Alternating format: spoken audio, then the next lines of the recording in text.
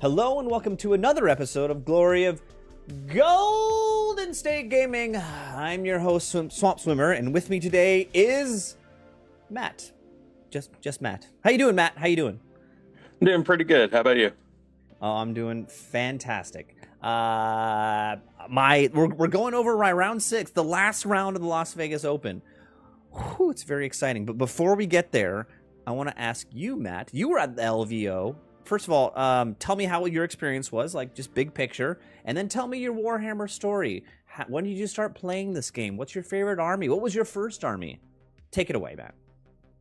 Yeah, LVO was a lot of fun. It was a really well tournament. It ran really smooth. I think I finished 4-2. 2 tough games at the end there, but it was a lot of fun. I had a really good time. Plus, I got to meet you and everyone else from up there in New York. So, hey. it was a very positive experience. If anyone ever gets the chance to go, I would. The TOs that put it on were great.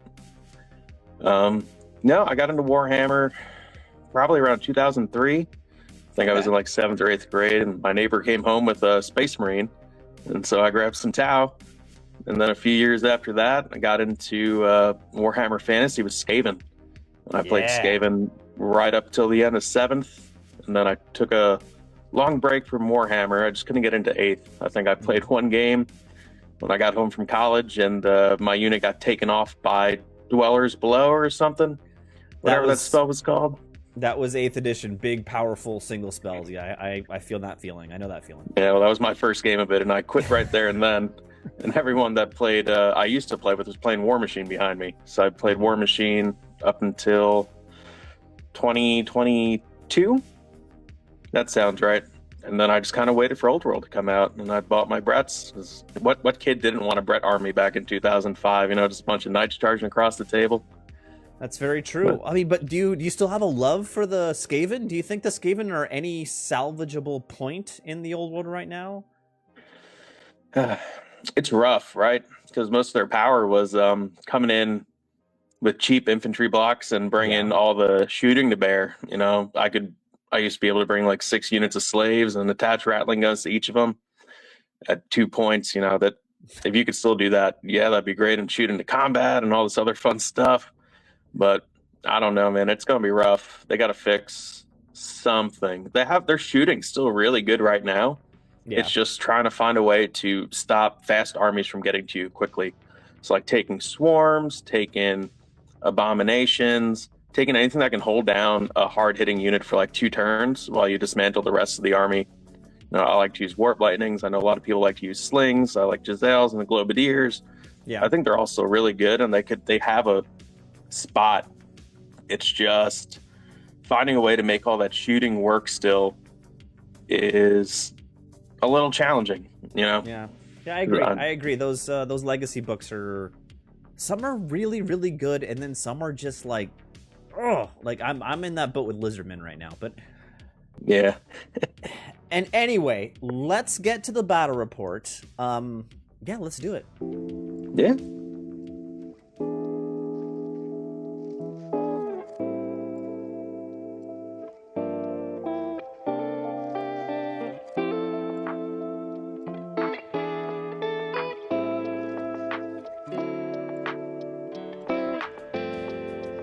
Okay, we're in round 6. I've got 2 small wins, 2 big losses, and 1. Let's make that 3 small wins. 3 small wins, 2 big losses. Very much in a weird spot right now. I get paired into an Ogre player. Dwayne was a really cool guy. Screwed up his name. But he was running kind of an interesting list. And our Ogre Kingdoms are not super, prevalent right now is the right word. I'm going to jump right into my list. If you are interested in my list, please click the link right above my head. It'll take you to my round 1 video where I go over my list in a little more detail. But for right now, we're going to skip right over that. We're going to go into Dwayne's list. It's an interesting list, right? This is a bus, an Ogre bus to the max, right? With 2 cannons and a bunch of chaff. Yeah, pretty much. I mean, you got the Tyrant on the slaughterhouse horn, whatever he is. Strength 7, AP 3, D3 wounds. Yeah. You know, he's scary. That he gets 3 stomps with D3 impact attacks. It's going to take down most anything that it hits. Yeah. You know? It's got that big bad character, and then everything else is in that bus. In the bowls. Yeah. MR2, War Banner, Terror. I think he probably had 1 or 2 extra ranks there, so AP2 on the impact hits. Yeah. Like, oh, that's a scary unit with 4 or 5 attacks each on the bulls with the extra hand weapons from the upgrades. It's gonna do damage. Yeah. It was. I was looking at this list when I first started the game, and I was like, ooh, like I mean, of course, I'm not doing super well in the tournament, so I'm like, I'm gonna try to bust this bunker. Like, I just like, why not? Let's go for it. And those cannons are really scary if they can plink off your monsters, and then you're faced with like, how do I beat this huge bunker? And it's got all the combinations, as you said. It's like MR2, Terror, all the stuff that's working together in this unit to make it super strong. Yeah, I think regen 5 too from the Death Totem. Yes, and regen also. Yeah, it's a lot going on in that list, in that bunker, and then the tyrant. Is it the tyrant on the big guy? Yeah, on Thunder Tusk. On the Thunder Tusk. That's scary too. I don't know. I'm very walking into this game. I was a little worried. Yeah. It is refreshing though to see a non-standard ogre list, because their list really hasn't changed in like 20 years. So let's see here. Let's jump into the game. So deployment wise, he's a bunker and he castles on that left side on the hill. He puts 1 cannon and his monster character behind the hill, so he doesn't get first turn. I don't have any shooting, so I don't know why he did that, but. And then he just basically has the bunker and 2 cannons on each side, and then the big monster on his left flank. I respond by just pushing everything on him. Like I just set up on the other side of the board from him, basically. And the main target for my Vile Tide. Oh, that's why he hid behind the hill. My Vile Tide obviously wants to go right up into his big monster. The only other thing is I hid the Gortak behind the building, so he can't be cannoned off first turn, but that's about it. It's pretty much a showdown in the middle of the board for this game. It's nothing too exciting. I'm gonna go through this game really quick. He does some shooting. Turn 1, because I didn't realize this, but the Ogre cannons have their own misfire chart, which does have the option where they can't shoot for the rest of the game. Yeah, on a 1 they lose the cannon. And guess what happened on the cannon on the left? Rolls that 1. Rolls a 1-1. He's down to 1 cannon. It's just like bad luck. He had really bad dice throughout the game. I'm not going to lie. I push hard. Everything's out of charge distance. He does literally, I think, no work with his cannons, which is like ridiculous. I keep pushing. He ends up in turn 2 bringing up his big monster onto the hill. I immediately Vile Tide it down to 1 wound on that turn. That's hard to do. Yeah, because that double Vile Tide is just like, it's going to take out that cannon. I do a long charge into the operational cannon with one single Razor Tusk and win combat, so that cannon's out for 2 rounds. Nice. And basically, he pushes forward, and in this turn, I Vile Tide the cannon behind him, blow it up, charge the monster that has 1 wound left with some Minotaurs, like nothing, gonna kill it. Basically, I wipe out everything except for the bus. I get to this point in turn 4, bottom of turn 4, where I get to countercharge with everything. I put in the Shaggoth, the Gortak, my BSB Chariot, my Wizard Bunker, and 2 Minotaurs into this unit. And by far, I'm going to say it right now, by far, this was the most complicated combat I've ever done in the old world. It took us a long time. There was a million different initiative steps. I had to roll Fear and Primal Fury on like all my multiple different units. It was and he's multi-wound models, so we're counting wounds on the models, but we're also counting regen saves to go to a combat res. It was a fiasco. And then as you can see, I push him back. I think I beat him 3 rounds of combat, like beat him enough where there was no way he could have given ground. He had to fall back in good order. Okay. And basically, I eventually push him off the board and table him. It turns into a 20 for me. It was a great game. Thank you, Dwayne. It was a great game. But it was pretty simple and straightforward. My question for you, Matt, and the discussion I'd like to have right now is, are big buses like this, big bus units, are they viable in the old world currently? So it's tough, right? Because big mobile ones clearly are. I mean, look at Bretonian, for instance. You have big bus of Peg Knights running around. But if you're not mobile, it's kind of hard, you know. I think Ogres are still are they speed 5 now? Maybe speed 4? I think they're 6. I think they're 6. Are they 6? Still, 6 without Swift Stride's hard to get around, you know? Yeah. That Swift Stride is really what makes most of those big buses really viable.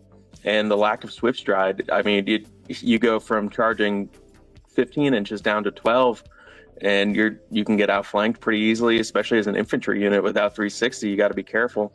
You know, it's tough without Swift Stride to run a bus unless you're banking on getting hit and you know that you have the ability to deal out 6 wounds in combat before they can, which is not easy getting charged.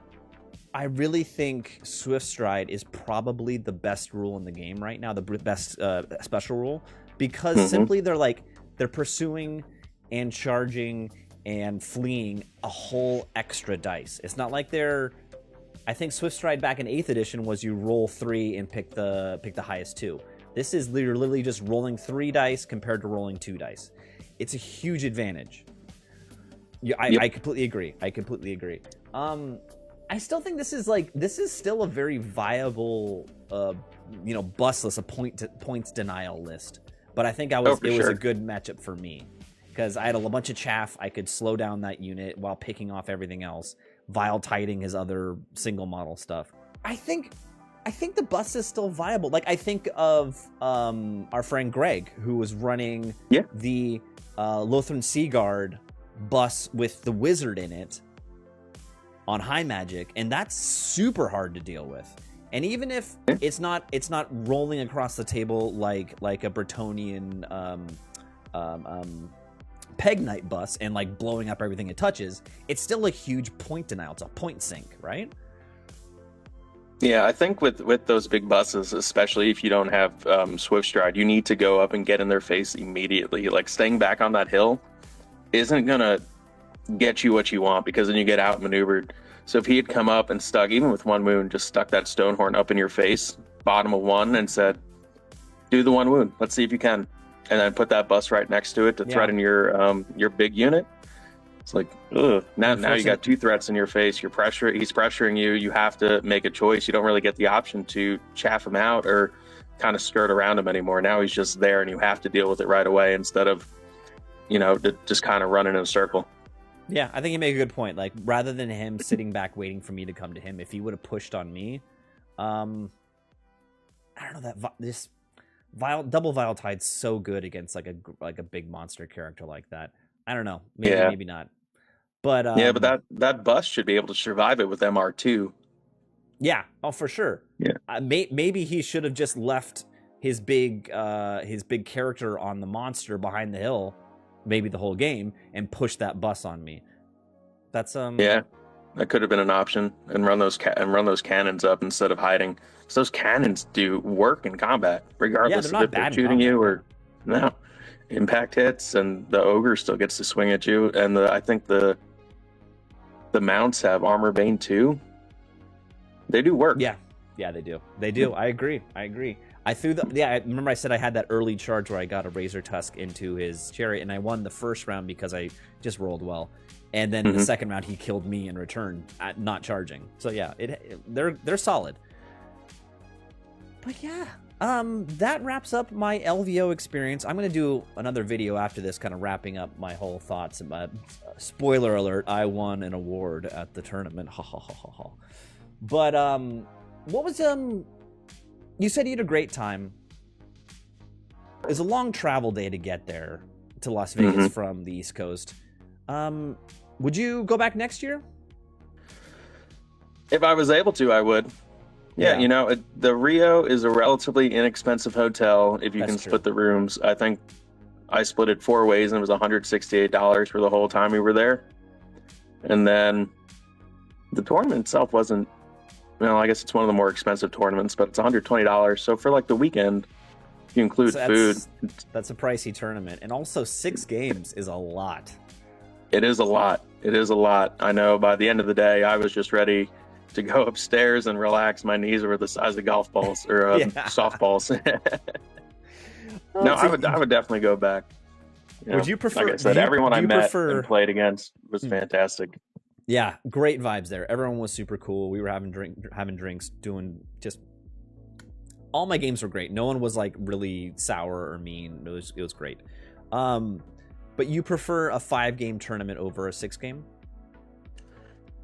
Yeah, just from a short day, especially if you have to travel far. Like I know this was a holiday weekend, but it wasn't a holiday weekend for everyone with it being MLK. So if you're going on a holiday weekend, I don't want to be playing my last game on a Sunday at 5 o'clock at night, because then you're not done till 9 and there's no flights. Yeah. So you're kind of forced to stay that next day. Very when true. We do it Saturday this year, Yeah. Last question for you. What's your next upcoming tournament? And are you running Skaven? My next tournament's actually next weekend. It's it's a 1-day prep for the Brawlers Bash in March in Durham, North Carolina. So I'll be going to that, and then I got Brawlers after that. After that, my schedule gets a little rocky. I got a kid coming in June. Oh, congratulations! So I want to get to the. Thank you. I want to get to the Richmond Open, which is only like 2 hours for me. But that would put me a month out from the due date. So I don't know if I'll be traveling, but I just had a we'll kid see. a year Depends ago. what my wife says. I just had a kid a year ago, and coming up to the due date, you want to be there, and then for a good chunk of time after the kid arrives, there's no tournaments. But unfortunately, it is what it is. Yeah, unless there's a 1-day down here, and for some reason my mother-in-law's in town, I don't think I'll be going to a tournament after June in 2025. Fair enough. And which army are you bringing to Brawler Bash? Or if you don't want to say also. Bretonnians. Bretonnians. Boo, Bretonnians. Yeah, I just got the old 5th edition Lewin Leoncourt model. Oh, nice. That I put together, and I gotta paint it. I'm gonna try and paint him up before March 8th, so that I can bring him there. Sweet. I think it's gonna be fun. Yeah. Well, thank you so much for joining me, Matt. We actually need to get in a game in together. I haven't played you yet, so we'll figure that out at some point. Whenever you want, let me know. Do you do Warhol? I do. Yes, I've only played 1 game on it with Simon, but I think I figured it out, so I'm down. Warhol's fun. Maybe we'll play a game of Warhol. Maybe we'll live stream it or something like that. We'll see. All right, sounds good. All right. If anyone's still watching, please like and subscribe. You know the usual stuff. And we will see you next time. Thanks for having me.